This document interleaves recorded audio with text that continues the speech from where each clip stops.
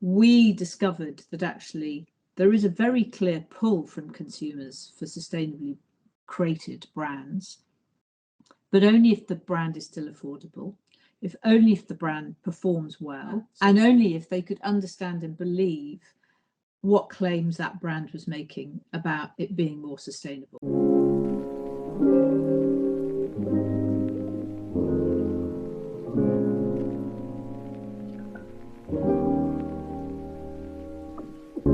Well, that's a huge question to start with. And I learned an enormous amount, but obviously boiling it down, there were some pretty critical things really that I learned, which have stood me in good stead for the work I've done since. I think the most fundamental one is that it needs to be a part of business strategy. And yet the gap between where we are now in most leaders' perceptions of sustainability and where it needs to get to is very big. And it's the responsibility of the people who are leading for sustainability to bridge that gap. And that's difficult because there are decades of experience of people working in businesses with sustainability folk who, in the nicest possible way, tend to be very technical, super detailed, quite intimidating and fairly depressing. That's a bit of a generalization. But that, for better or worse, is the perception that is held by a lot of senior executives about both the topic and the people who lead for it on sustainability. So unless you can really work with the DNA of the organization and understand the pressures that they have in leading that organization and delivering the multiple things that particularly big listed companies have to do, then you're really largely destined to operate in the margin of that organization rather than at the heart of it. And to be seen as somebody technical, not to be seen as a partner and colleague that's trying to future-proof the organization, build its resilience, and equip it for the things that it's going to face. So, you know, what you've heard me talk about a lot are not the technical skills of sustainability, which are complex and very difficult in their own right, but can be fairly easily learned. What you've really heard me talk about there are the soft skills, the human skills, how you work within an organization and how you take people with you. And that's all about getting them to want to lean in. Whereas at the moment, still a lot of business leaders are leaning back from this topic, even now in the face of everything that we're experiencing in this extraordinary summer of fires and floods.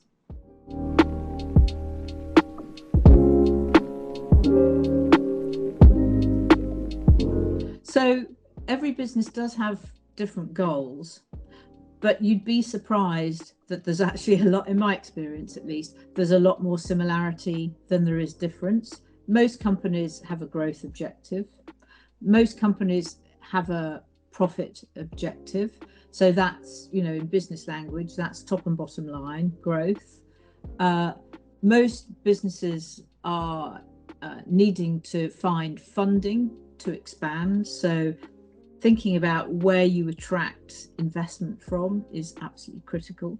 Most businesses are fighting to get great quality people to work for them. We've seen at the moment in particular that there is a dearth of people to employ. So once you've got them, you need to keep them. So keeping and then retaining the best staff possible. And most businesses, and particularly once you become a company of a certain size, you start to attract followers who will criticize you, particularly in the NGO world, based on how you operate. And there are sectors of the media that will do the same thing. So actually, when I engage with businesses, I find that there are huge similarities, almost irrespective of what sector they're in. Of course, when you get down into the detail, it differs. And there, what I said previously applies, that you need to start by saying, what are the most material issues for that organization? So if you're a food business, obviously the security of supply of food, and we've seen droughts, we've seen huge amounts of flooding, we've seen record temperatures just this summer. all of which is going to affect the security of supply of food. And the food supply chain is one of the most fragile of any global industries. So food's quite a useful one actually for me to use to illustrate that point. If you're in the food business, you have to think about where your food is sourced from and the security of supply of that food, because you're going to go out of business very quickly if you don't plan to mitigate some of the risks that we know they're not future risks, they're starting to happen now. If you're in the chemical industry, you have to look very carefully at the sourcing of what your chemicals are. Have they got a big carbon footprint? What's going to happen with the volatility of supply? We've seen, again, how supply chains have been massively impacted by the war in Ukraine.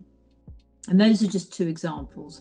So one of the things that business leaders find really difficult is not just the technicality of sustainability, but the scope just feels completely overwhelming. They feel like there are scores and scores of issues, and no business can put their arms around something that's got multiple issues to tackle.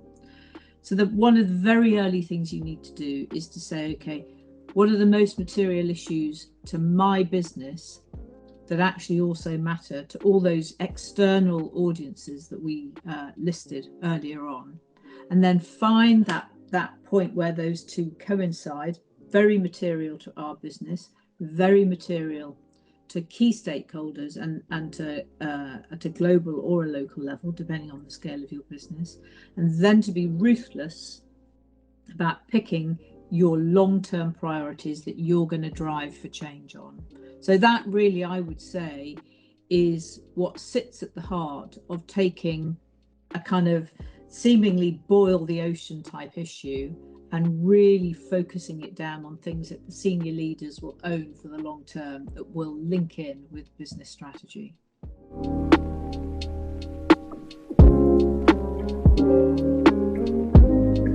Well, I guess my answer to this point about communications, certainly less so marketing, has been woven through what I've said already, some of my comments and remarks. And really, this is about hearts and minds, and it's about strategy. And that means talking, whoever your audience is, whether it's for me, a client audience, or whether it's within the company, the employees that exist within that organization, you need to make people feel that this is accessible, and you need to take them with you, and you need people to want to become good at this and to see this as a part of their own personal future success, married to their own personal value set.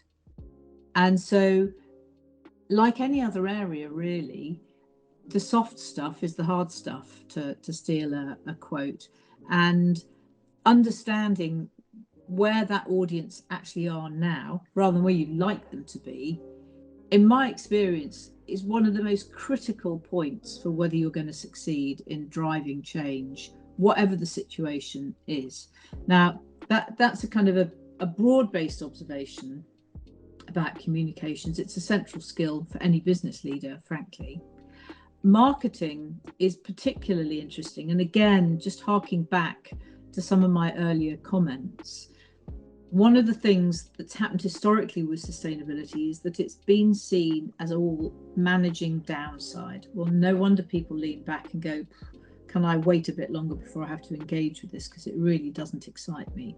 What excites business leaders is winning, succeeding, beating the competition, growing. And by the way, most of their shareholders demand a certain level of growth every quarter, never mind every year. So the way you do that is by understanding if, and if so, how sustainability can support or even feed your growth ambitions. And that usually ends up being focused and channeled through the marketing discipline. And at Unilever, just to bring this to life a bit, when I took on the role, it was very clear to me that most of the marketing leaders at Unilever, and by the way, at that point, there were over 5,000 people in the company who had marketing in their job title. So it was not a small group of people I had to influence. Most of the people in marketing didn't see sustainability as having anything to do with their job. They didn't think it would help them deliver any of the objectives that they were tasked with delivering in terms of stewarding and managing their brands. And of course, like many other businesses, Unilever was a brand-led business. So it was very clear to me that I had to look at whether or not they were right. Was sustainability something that could actually provide a meaningful, attractive point of difference to a brand or a business? And if so, how do you actually make that work in practice when you've got, your crown jewels or your big famous brands?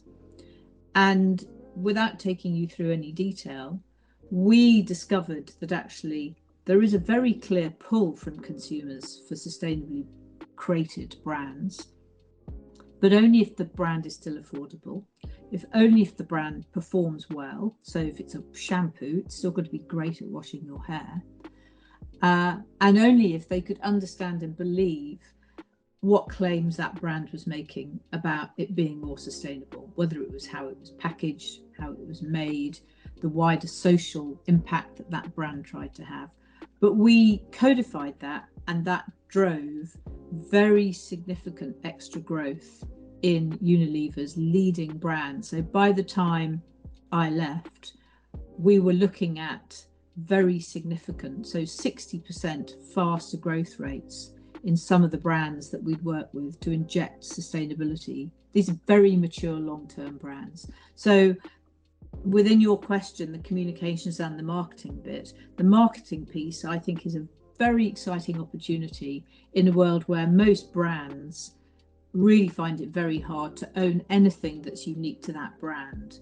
This is a very unusual opportunity for that. If the business delivers in the right way, so long as the talk is matched by the walk, if you like.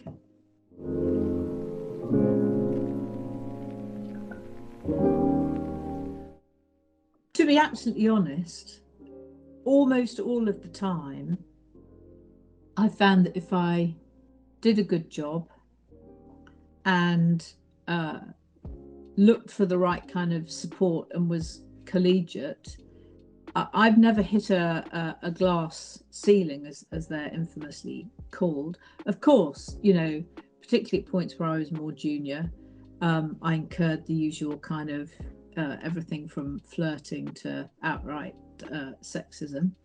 But actually, I've enjoyed being a woman in business. I think the way we operate differently, which is just part of our chemistry, our makeup, the way we are more collegiate, the way that we will think about the good of the organization and put our egos fairly firmly in a box quite a lot of the time, I find attracts the same kind of behavior from a lot of your colleagues. And working with groups of women, I have absolutely loved. I think women have to believe in themselves. And I certainly think it's true that more is expected of women in order to achieve the same level of success. But I certainly think that the opportunities that working in business can give you in your life, the sense of meaning and fulfillment and purpose, is fantastic. And if I boil it right down, I think the worst thing you can do is try to be successful in a sphere where your heart's not in it. Maybe it's your parents said, oh, we always wanted you to do X, Y, and Z. Maybe it's that in the early days you got stuck in something. Maybe you're in something that feels like a bit of a rat race, and once you're in the race, it's quite hard to step back. And there's a Japanese philosophy which I think is brilliant, not least of all because it's simple and I can actually remember it as I'm about to demonstrate, called Ikigai. And what it talks about is how you live a life with meaning. And it's about where four things coincide: doing what you love, doing what you're good at, doing what the world needs, and doing something which will give you an income. And I think that to be able to do something that gives meaning to your life is one of the most important lessons that we learn throughout our life. And I think women are much more attuned to that, because I think we're less imprinted with this kind of very one-dimensional definition of success.